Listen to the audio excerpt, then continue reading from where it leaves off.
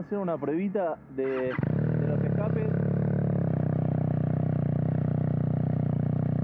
Acá tenemos escape con puro.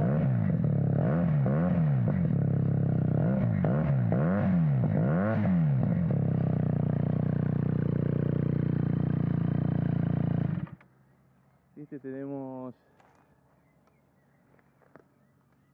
escape. ¿De dónde era este? Temu. Este es escapecito de Temu. Suena muy lindo, suena bastante ronco. Bueno, el de la mía, que yo ya lo conozco. Le puse la nueva sordina, que es una porquería, pero me gusta.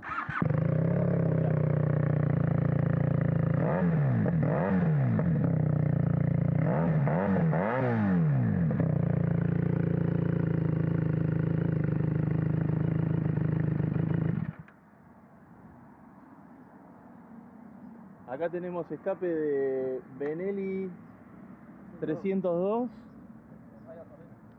con media serpentina.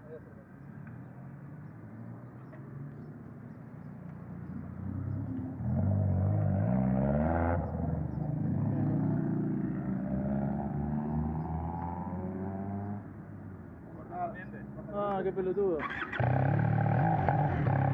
Este escape particularmente lo que tiene es que en baja se escucha muy tranqui, pero cuando le das vuelta suena lindo. Y como comparativa vamos a hacer el escape original, como suena. Miren lo que es esta moto, boludo, que es una todoterreno. Este es el escape, así suena el escape original de la moto.